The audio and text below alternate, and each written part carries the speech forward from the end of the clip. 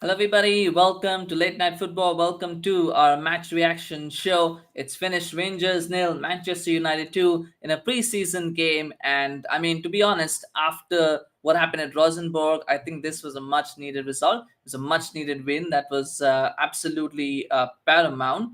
And it was needed. I think it was really important that Manchester United picked up the win, and I'm just gonna wait here for a second because I want to try to see if this is actually working. And looks like, yep, it is. Okay, all right. So it was much needed. I think it was a much needed victory for Manchester United after everything that happened throughout throughout the Rosenborg game. I think Ten Hag had also spoken about the fact as well that the performance wasn't really good. I had said as well that the performance wasn't really good and that it needed to be better. They needed to do more than what they were doing. And you know what? It was needed. It was a good win. It was a good reaction to that game. And I'm so just distracted because I'm still trying to make sure that the stream is actually working. But if it isn't working, let me know in the comments. But I think it is. I think it is for now. So nonetheless, because you're getting right into it, I think first of all I got to say that the reaction to that performance was much better. Today was much better. The team looked a lot better. Maybe because of the fact that the fitness was more now. They had 45 minutes before, so today I think they got that second game, so they had a little bit more fitness.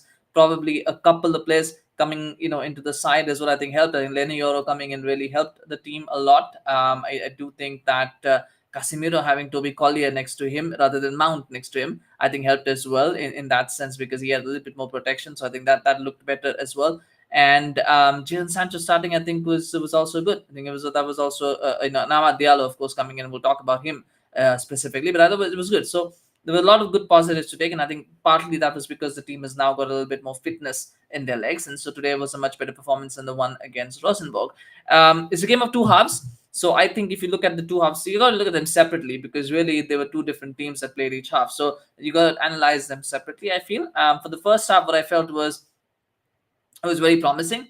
It was very promising to see a couple of players. I think Lenny Yoro had a very good game. There were some moments of where he made that one pass that he made that was in between Evans and Sam and Collier, and neither one knew who the pass was for. That was a bit of a jittery moment, but he recovered from that. He was the one who made the recovery tackle. That was really good to see. Otherwise, he missed some couple of good passes. He was like communicating very well with the teammates as well, telling them where to be. So I like that from him. I think for the first 45 minutes, that was good. I'm not going to say he was world class or anything. That is suddenly money well spent, but it's a good start. It's a decent start, and hopefully he'll build on that and go forward now from here and get ready for that Manchester City game where he might start because at the moment, it is a question because he's probably right now they don't have anybody else, so probably going to be the starting partner for Lisandro Martinez in that game if Martinez is available. So he's got to be ready for that game. That I think will be the key. I thought Toby Collier had a good game. I think a lot of people said he had a good game in the last one too, but I thought he was okay. I thought he was okay without being necessarily very good. And I think today he was good without necessarily being very good. I thought he had some good touches. He did make a lot of fouls in the first 10-15 minutes. I felt that was a part of his game that I was like not very impressed with. Today it's a preseason, so you don't get caught out as much. But I think in a actual competitive environment, those fouls can be a problem. So he did make a lot of fouls in the first 10-15 minutes. Maybe it was nervousness, maybe it was lack of fitness, but whatever it was, he got caught out quite a few times. But after that, he settled. I think the last 30 minutes or so, that first half, he settled. He did really well. He had some good touches, some good passes. He was aware of what was around him. Showed very good defensive awareness. So overall, I would say he had a good game without having a great game.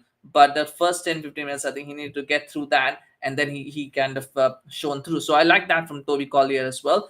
Mason Mount got the assist for the Ahmad goal. I still feel he sticks out. I thought he was okay today. Again, he was good, but I just feel he sticks out a lot as a player. He sticks out not in a good way, but I just feel that sometimes he just looks a little bit like the odd one out in that team. He's very good defensively. Again, he puts a lot of work defensively. I just feel he needs to add a little bit more dynamism to his game. Going forward, probably in that sort of final third, he needs a little bit more.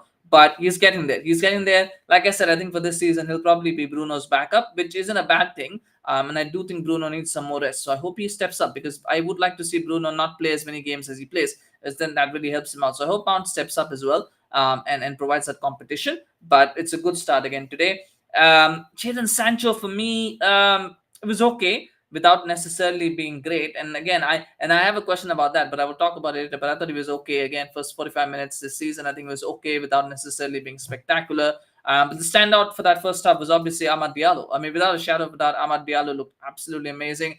Even before the goal, he made some very good runs. He should have probably he should have got an assist before the goal when he squared it back to Wheatley. Wheatley should have finished that, but then there was a nice block. Then comes that moment where he scores a goal, a really nice finish, tucked in. I think really really good. And then he should have got another assist when he set up Jadon Sancho, and Sancho should have finished that goal off. And if he had, then we'd be having a very different conversation altogether. But as it was, Jadon Sancho ballooned it over the bar. And so Ahmad finishes up with one goal, which is still very good. And I thought he was the man of the half for that first half. Probably Shades man of the match as well. But he was really, really good in that first 45 minutes. Should have had a goal and 2 assists, but ended up with just one goal. But really good.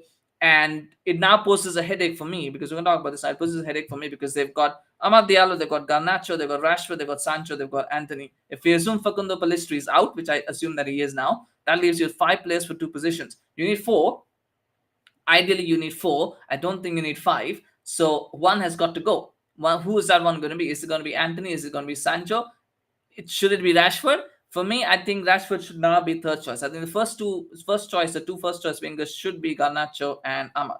But I think Rashford will probably still get the nod because of that. He's got that name recognition. He's got that star power at the moment, which is undeserved, but he has it. But he probably will be the starting two. And I think Amad will be number 3. But I fully expect that if Amad gets consistent chances, I think he will displace on current form. Now this could change. Rashford will have a wonderful season, but on current form, I think he will displace Marcus Rashford by the end of the season. He just brings something different. What I think he brings is that he's got pace, but along with that pace, he's also got very good technical ability, which is something that is always a deadly combination to have. So I think it's the same with Garnacho as well. Garnacho's got pace, but he's also got good technical ability. So I think from that perspective, Rashford just doesn't look at the same level. But what Rashford does have is blistering pace, and at times the X factor. So it's there, and you want healthy competition. So I think if there's 3 wingers that are all pushing each other to start, I think that's a good thing for Manchester United this season. But that part of who's going to be the 4 wingers, I think, will be interesting. So that leaves you with Sancho and Anthony. One of them has got to go. And the problem is, I think Sancho, a lot of people want,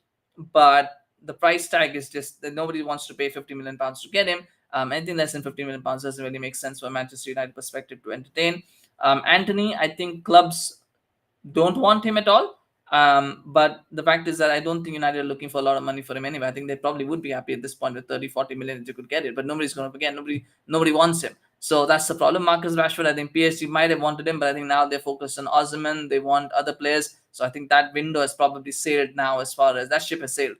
As far as Rashford to PSG is concerned, so he's going to stay, and he'll start games. So it is a conundrum to have, but I hope Amad gets a lot of chances this season because I like watching him play. I like watching him play, much like I like watching Garnacho play. I want to see both of them getting chances, and hopefully this logjam, in the forward positions. Doesn't impact his game time. And of course, the important thing for Amad is to stay fit. A big problem for him last season was that he wasn't able to stay fit. He kept getting injuries here and there. As long as he doesn't have that, as long as he stays consistent, I think that there is an opportunity for Amad Diallo to do something this season. But he's got to make sure he stays fit, doesn't pick up silly suspensions like the guy he picked up the FA Cup, and I think he will have a wonderful season for Manchester United. I think this one. So that was good. So first half, I thought impressions overall was really good, very well done. That second half for me is a bit of a mixed bag because I thought Rangers had a few chances. Now Rangers, you're playing your academy kids, so you're expecting Rangers to do better in that second half. You're expecting the academy kids to kind of struggle a little bit, which they did. But I thought they still did very well across. For all things considered, I thought they still did very well in the second half. I would say they were average. If that was the Manchester United first team or the Manchester United subs playing, I would have said that was an average second half. But because it's young kids, all of them are youngsters. They're coming through. You've got to be considerate about that and say, you know what, they had a decent second half. They had a decent second half, a very good second half even from that perspective. So they did well. I thought for me, I think the 2 players that stood out were Will Fish, really good, probably man of the half, probably, but really looked very good. And Maxi Oyedele with that goal, and not just with that assist, rather, he got that assist, but he also had some very good tackles, some very good positioning. So he looked very good as well. And those are the 2 players that stood out for me. Joe Hugill's goal was a barnstormer, by the way. I actually think he didn't hit it the way he wanted to. I think the pass from Oyedele was really good, very well baited, and the shot from Hugill could have easily gone over the bar, much like how Sancho's went over the bar. But I just feel that he got a little bit of a better connection on it, and that allowed it to hit the bar and go inside. But could easily have not been a goal. But it was a very good finish in the end. It was a good finish. It was screaming. It was a very good shot. And the thing for me with Hugill is I just don't see him having a future at this club, because you already got Xerxes and Rasmus Højlund ahead of you. They're both young themselves, so they're going to get a lot of chances.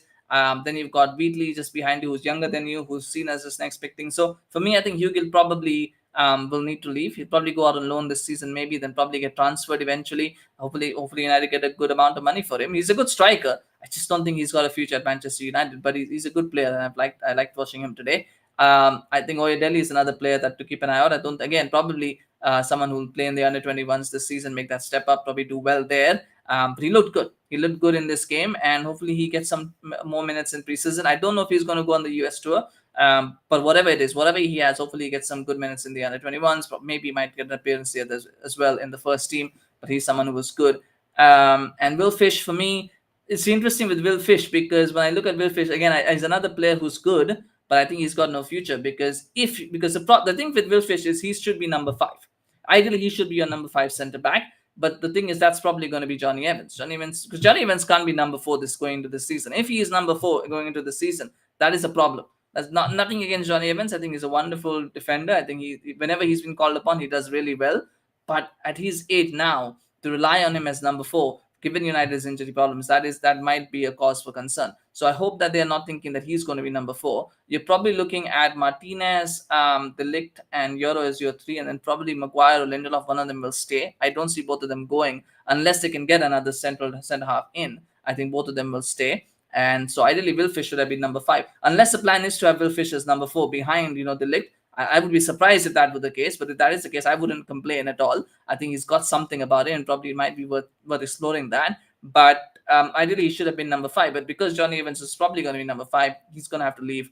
And again, I don't see him having a future at the club. But hopefully, United can get a decent. If he is leaving, I hope they get a decent transfer fee for him, because he's a good player. He's a decent player. He looked good, and he looks like he has something about him. I'd be pleasantly surprised, as I said, if he's number 4, but I don't expect that at this moment in time. But good game from him today. Well done. I think Onana had a good game as well. I was surprised that he didn't start the last game. I actually didn't realize it, because there's so many players missing. I just thought, Onana is not going to be there as well. But then I realized Onana does not play in the Euros or the Copa America. So why did he start the last game? But as it turned out, he played the full 90 minutes here. A little bit shaky with his long passing, but some good saves. I think I'm not so worried about Onana's passing, because that will improve, over the course of preseason. That will improve, because that is one of his strengths. That is something he works on. He's got that natural ability, so that will improve. My worry with him is always about his, his saves and his his strength in the box to collect crosses and balls that come in the air.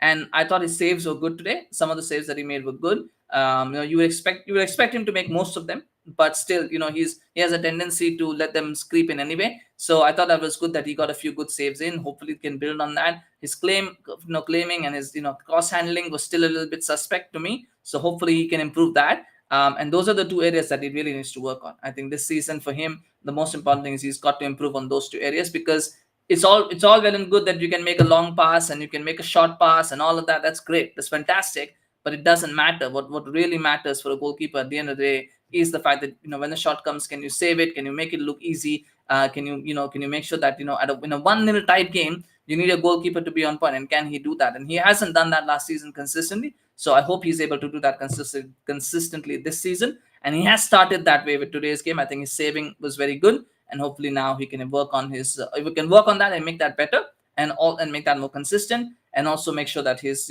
cross handling. And his sort of command of the box area, that can get better as well. Then I think you've got a good goalkeeper, and then I think you've got a £50 million goalkeeper with you, which will bode well for Manchester United. So that's where it is for Nana. I think for me, for the last point, I think it's Toby Collyer that I want to talk about. Now, for me, what is interesting here in terms of transfer, because United are linked with a lot of players at this moment in time, so it's hard to say who's coming, who's not going. Apparently, Rabiot is also going to be coming. Is almost certain to come. So if you look at that central midfield, I think Mount should be Bruno's replacement. He shouldn't be a number 8, like sort of the one of the double pivot. He shouldn't be playing there. I don't think that is his best position. So he needs to be Bruno's backup. That leaves you in the midfield of, you got Menu, you've got McTominay, you've got possibly Collyer, and then you've got Casemiro. Because Amrabat is not here and Eriksen is probably going to leave. So I'm not going to count those two. So you got 5. If Casemiro leaves, then you still got 4. You've got Ugart, you've got McTominay, you've got Collyer, and you've got Menu. Unless I'm missing someone, I think that's your 4, isn't it?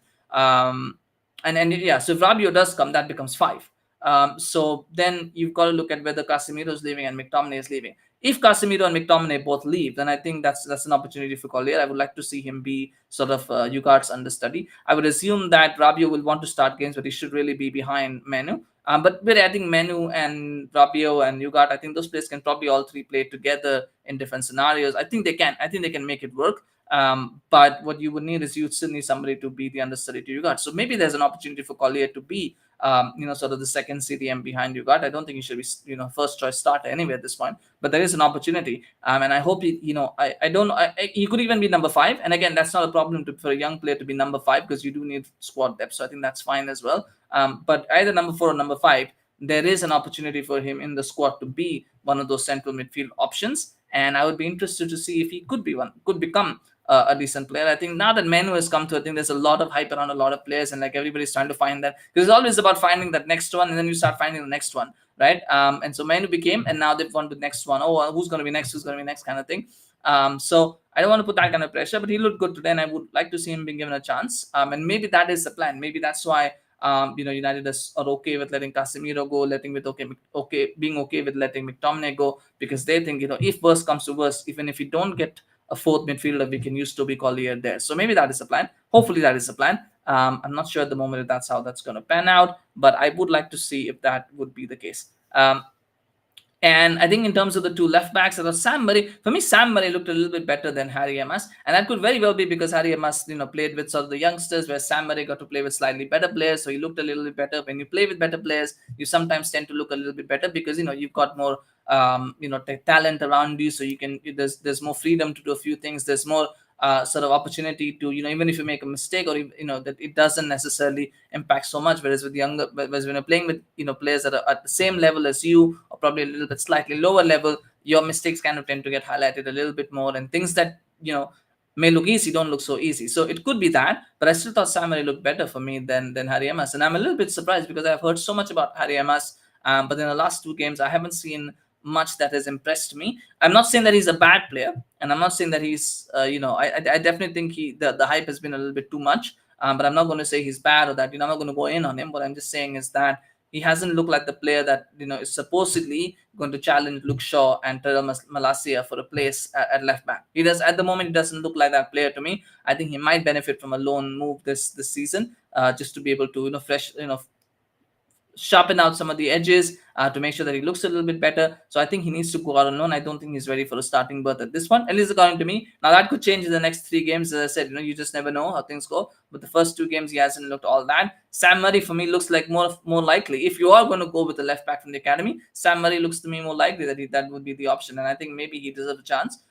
In the US tour, when some of the more bigger players' names come back, maybe he deserves a chance to get a game or 2 alongside them to see exactly what his level is. But at the moment, if you are looking for an understudy for Luke Shaw from the academy, then you're looking at Sam Murray and not Harry Amass, which is interesting to me. But let's see what happens. I mean, Ten Hag knows best, right? You just gotta rely on the manager's judgment and see where that ends up. But otherwise, I thought a few players, and that's a good thing about preseason, was that in the second half, a couple of academy players at least tried to make a case for themselves. I thought Oyedele did well, Milfish did well, Joe Hugill, of course, did well as well. I thought Ethan Ennis had some good moments.